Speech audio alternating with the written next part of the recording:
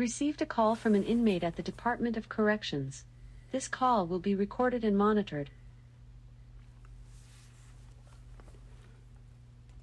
Well, hello, Wei Wei. I haven't heard from you in a while. How's everything going? Oh, I am so sorry to hear that. Suicide is not a good thing, especially for a family member. Now, wasn't your son in prison?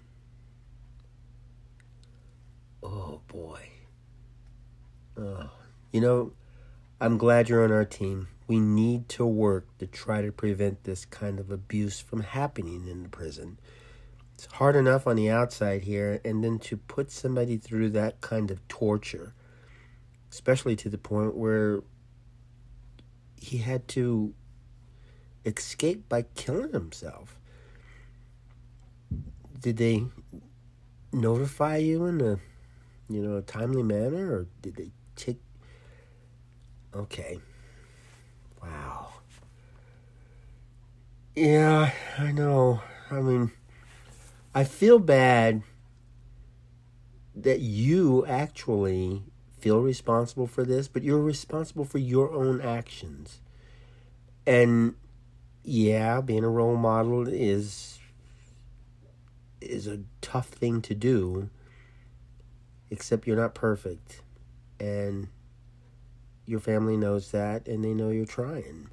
So I would hardly say it's your fault. Well, yeah, okay. I'll give you that.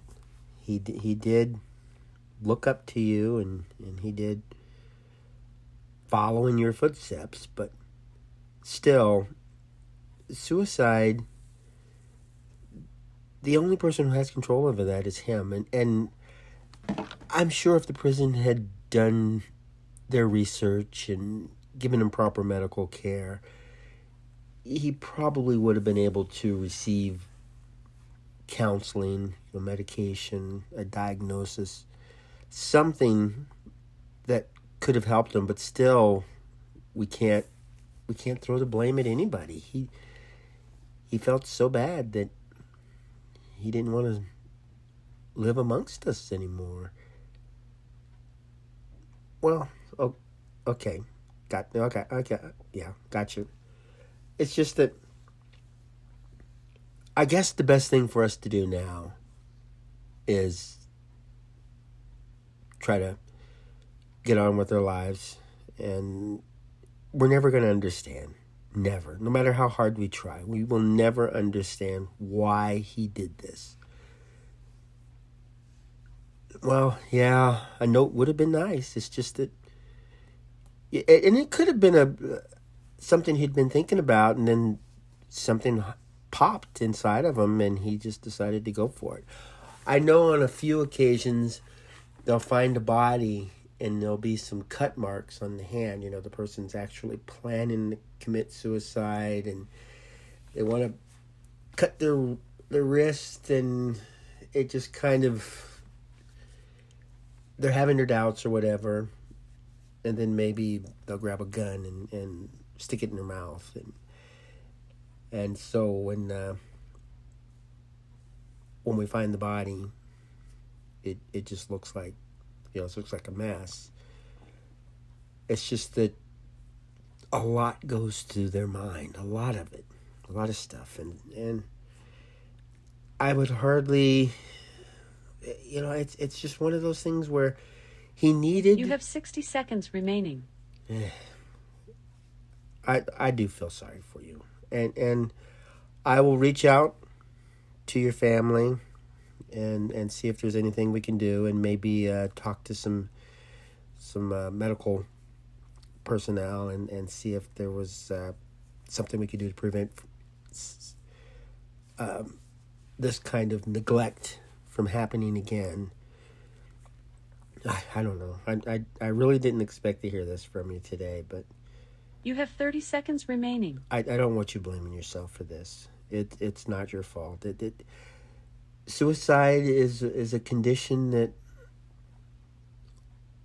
the people have to reach out. They have to understand what's going on, and this was his escape. This was his way out, and we have to accept that. He couldn't take it anymore, and there's nothing we could have done to prevent it.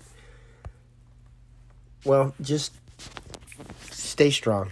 Do the best you can.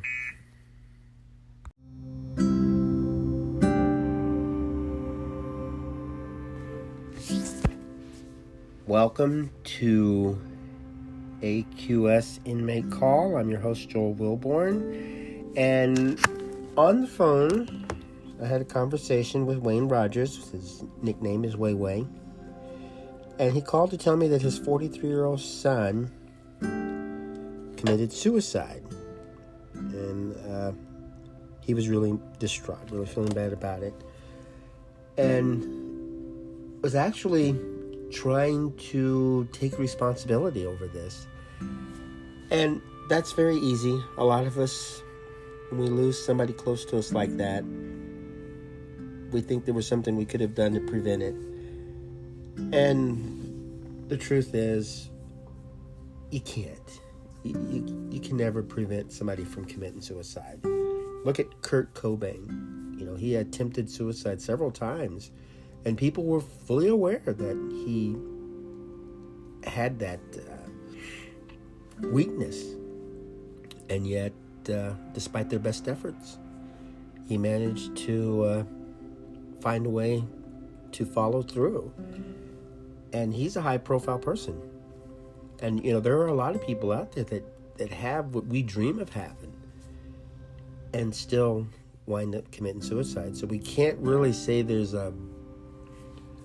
one cause for it. You know, if a person's poor and addicted to drugs, they're going to commit suicide. It just that doesn't fit everybody.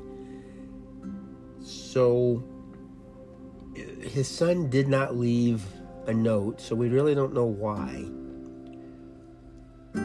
All we know is that he was found in his prison cell,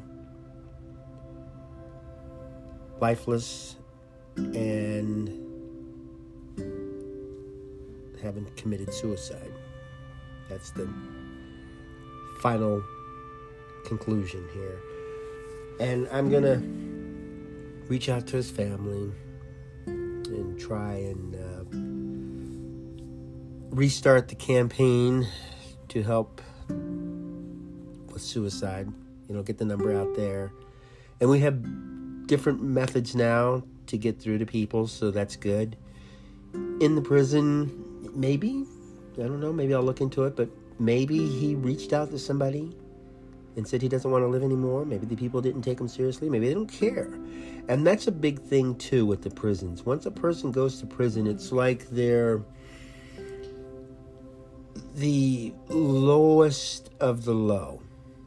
And their rights, their health, their well-being, their state of mind, it doesn't matter.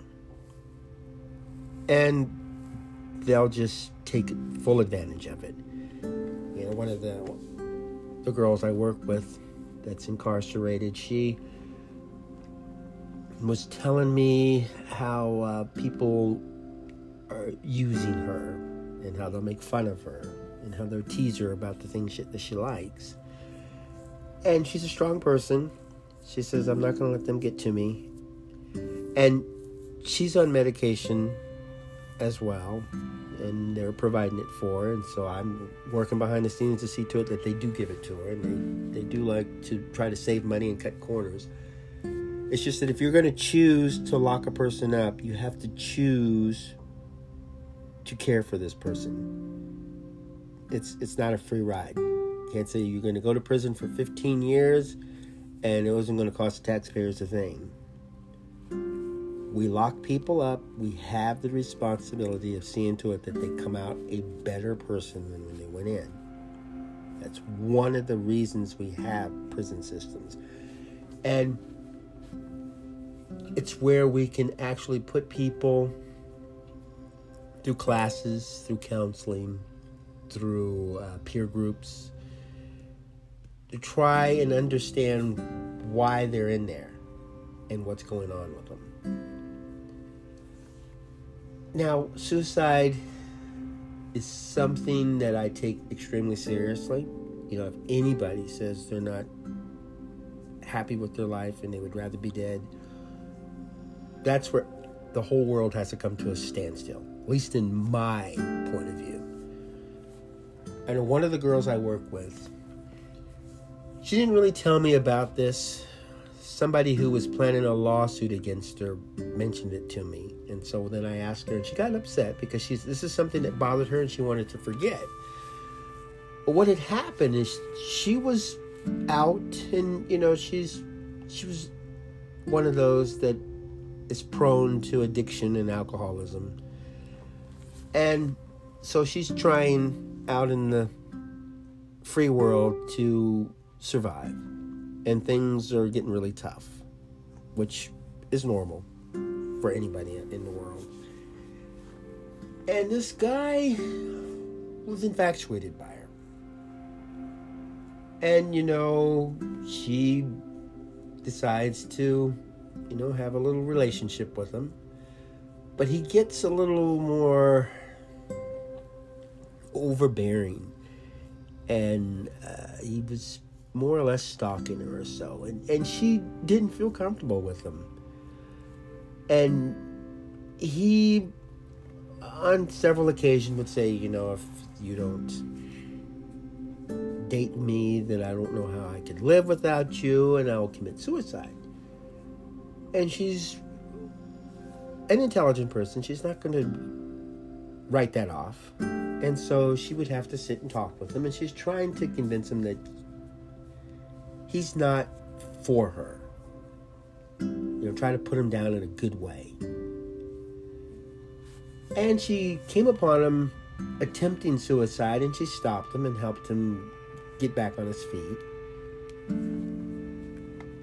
But it's just, for her, it was just too much. You know, we can only take so much in life. We all have our limits, our breaking point. And she just couldn't take his insecurities, you know, his the issues that he had with his life, and there was nothing she could do for it. She wanted to move forward, and this guy just wasn't part of that. Well, she finally gets the nerve to just, you know, I can't deal with this. I don't want to be in a relationship with you. And he does succeed in committing suicide. And the family came up with this little story that she had killed him and made it look like a suicide. Now, you know, this wasn't something that went to trial. And my friend, she's in prison, but she's not in prison for that. And so to hear this story from a family member of the victim, you know, kind of opens up new things. And I was asking her about it, and of course she got very upset. It's more like, no, I don't want to talk about this. And trauma pops up to people that feel guilty for a crime. You know, and this guy died, and in her mind is, if you break up with me, I'm going to kill myself. And that's what he did. She knew that possibility was there, but she would go to the family. She would go to the community assistance. And it just didn't work. And, you know, she has her own issues, her own problems, her own mountains to climb, and she just couldn't do it with him. Yet she still couldn't help feel guilty that maybe she was responsible for a suicide. But of course she didn't admit to killing him or having anything to do with his death other than him stating that he couldn't live without her.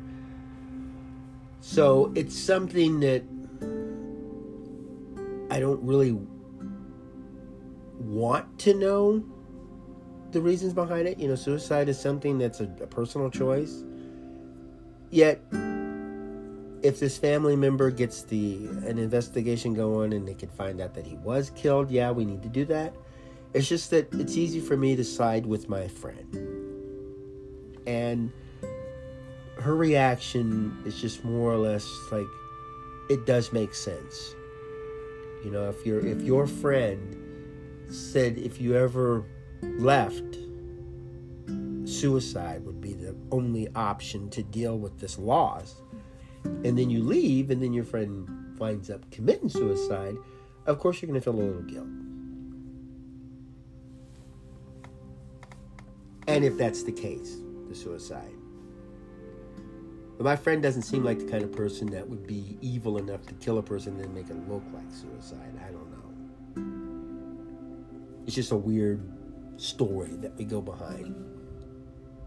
But she did feel some guilt. And I did notice that. And I can detect it because she really got upset about it. And I really talk to her now.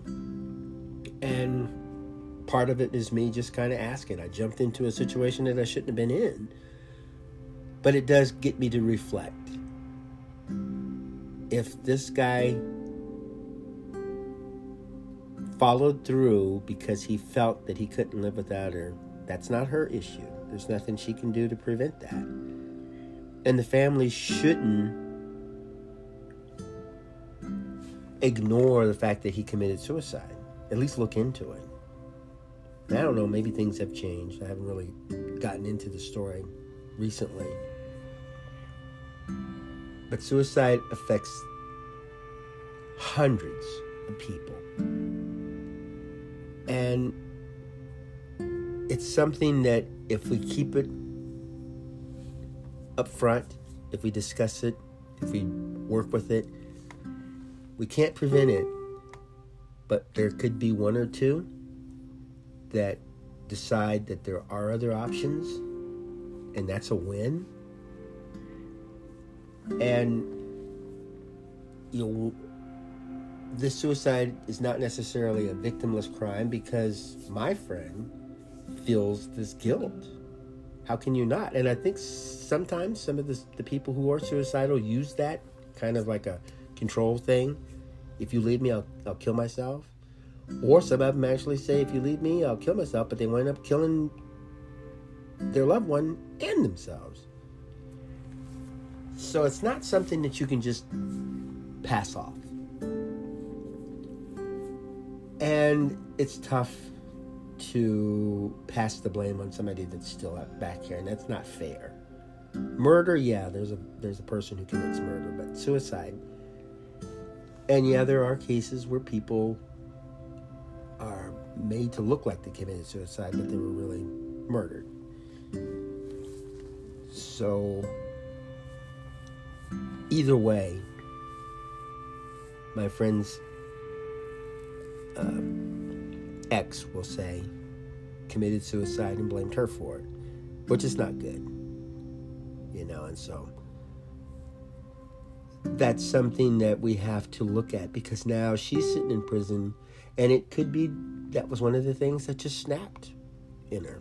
She's bad enough that she was an alcoholic. That could have turned her back to it, because she did go to prison for being driving while under the influence, or shall I say, drunk driving. And that could have been one of the things that triggered it too. So suicide is going to be something that affects hundreds of people, that bar none. And I hope people will take this seriously, and I hope you will open up discussions about it. Even if you have a friend who's not suicidal, if you just kind of mention it once in a while, if the police ever found your body in a house, could they pass it off as suicide? And if this person says, no, I never commit suicide, that helps you get peace of mind. And should some terrible crime happen, you could mention that. My friend said suicide was not an option, and that could help solve a murder. So if we know who are close to us that are suicidal, and those who will never ever do something like that, it helps. It definitely helps. And it makes it easier to move on with your life. You have to. You have to get up and go. And so I have a video on my YouTube channel, the Joel Wilborn channel, that deals with bullying. And I discuss suicide in there. It's something I take extremely serious. I don't think we need to take that lightly when somebody talks about being suicidal. And even though my friend went out and did all she could do, she still feels that guilt. And she did what she could do to prevent that. And, the same thing with the family and friends of Kurt Cobain. They did what they could too. A lot of high-profile people who committed suicide had very loving support groups. It's just that it wasn't enough. And we have to look at, if there's somebody that's suicidal and if that person does wind up succeeding, how are we going to deal with the people that are left behind? Those hundreds of people. And that's something we can discuss too. We can discuss with this suicidal person. Okay, let's say you do commit suicide. How do you want us to take care of your funeral? What do you think about your family and your friends that you leave behind? How does this help your legacy, your children, your friends, your family? How does it help them to move on? What would you want them to remember you as? Maybe talking about it, it's different things. But I would say consult some experts, talk to the community leaders, and make sure that suicide hotline is close by. Definitely. So I have a couple of things called your compliment on my YouTube channel. One's about bullying and one's about just where I sit and compliment you. I don't think that'll help you stay away from suicide, and I don't think it'll be able to help you to prevent somebody from committing suicide. I'm no expert. But the videos are designed to be positive. And so if you're feeling down, take a look at them. See what you think. I want to thank you for tuning in, and I hope that you remember suicide is an issue, and we should never overlook it and never forget it. So go out, have yourself a wonderful day, and make beautiful memories for tomorrow.